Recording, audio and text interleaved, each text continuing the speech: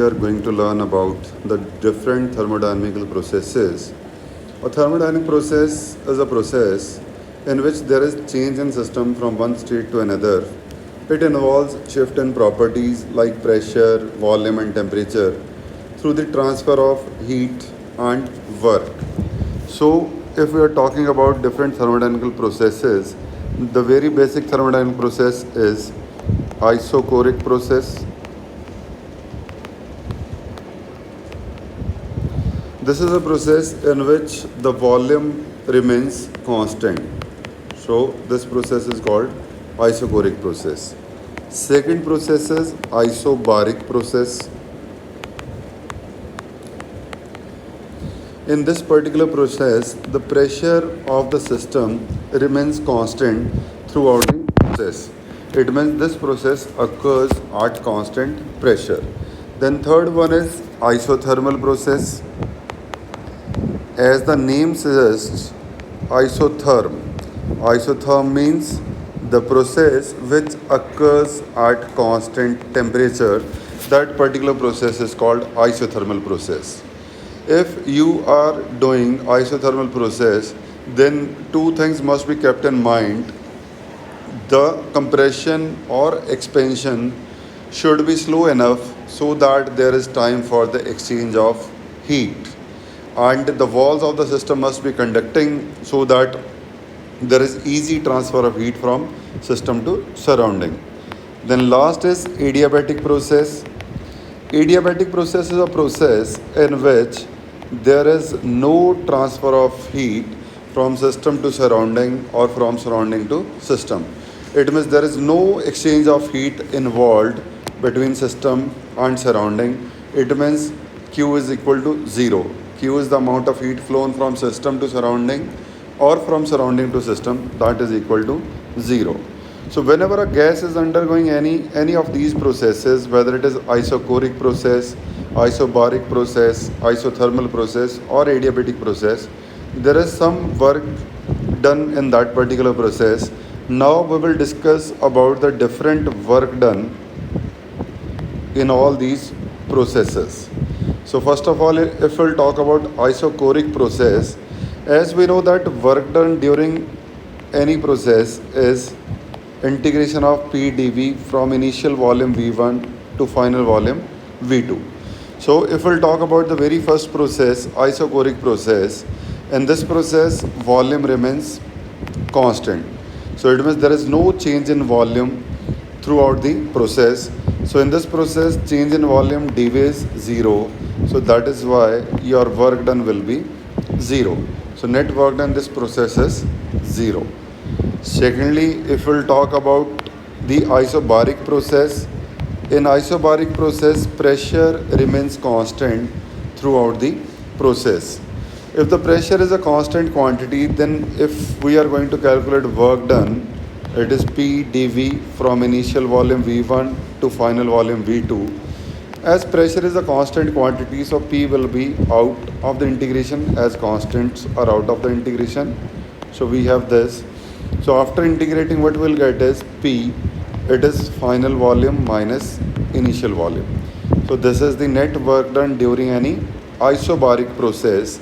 Here P is the pressure which remains constant throughout the process, V2 is the final volume and V1 is the initial volume. Now if we'll talk about the third process, means isothermal process. So as we know that in isothermal process the temperature remains constant. So from the ideal gas equation we have PV is equal to nRT. So while calculating the work done in the isothermal process, work done is equal to integration of P dV. So now substituting the value of pressure from this above equation will get P is equal to nRT upon V. So we can substitute this values nRT upon V into dV from initial volume to final volume. So again N is the number of moles of the gas, R is itself a gas constant and T is the temperature which remains constant throughout the process. So these are out of this integration. We have 1 over V dV from initial volume to final volume. So after integrating, we'll get nRT, this natural log from V1 to V2. After substituting the limits, upper limit V2, then putting the lower limit V1, we'll get nRT log natural V2 minus V1. So we can also write it as nRT log natural V2 upon V1. So this is the expression for net work done during any isothermal process. Now if we'll talk about the last process called adiabatic process.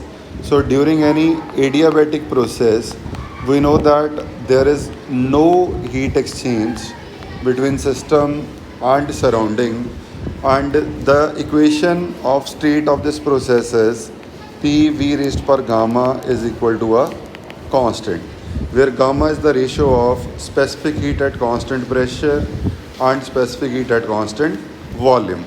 So from here we can say that pressure is equal to constant divided by V raised to the power gamma.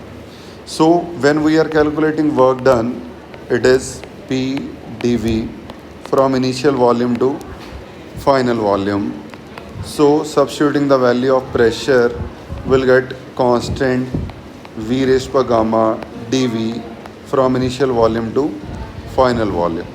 Now if we'll take this constant out of the integral, we'll get V raised power minus gamma plus 1 minus gamma plus 1, and limit is V1 to V2.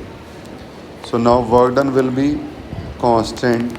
Substituting the limits, what we'll get is, we'll get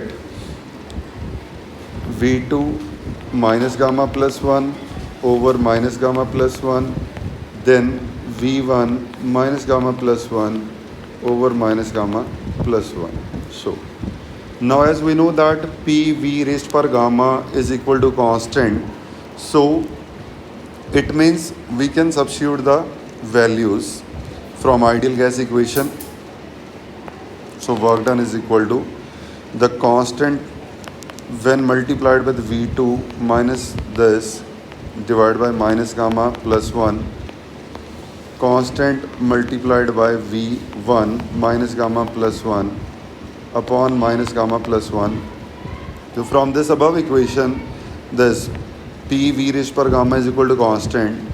We can say that P1 V1 raised to the gamma is equal to P2 V2 raised per gamma, it is equal to constant. So in place of constant, we can write P2 V2 raised per gamma.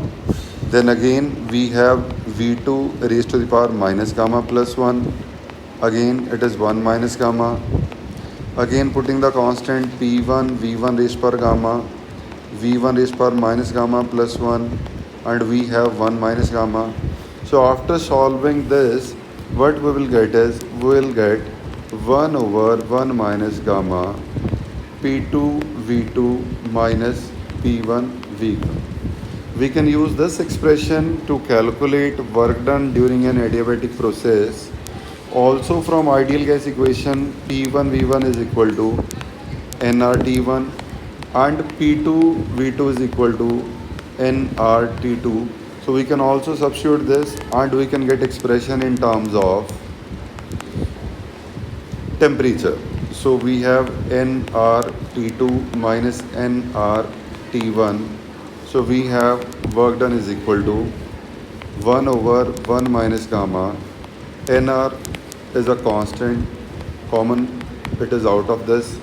So work done is, as gamma is always greater than 1, so we can write it as gamma minus 1 and T1 minus T2.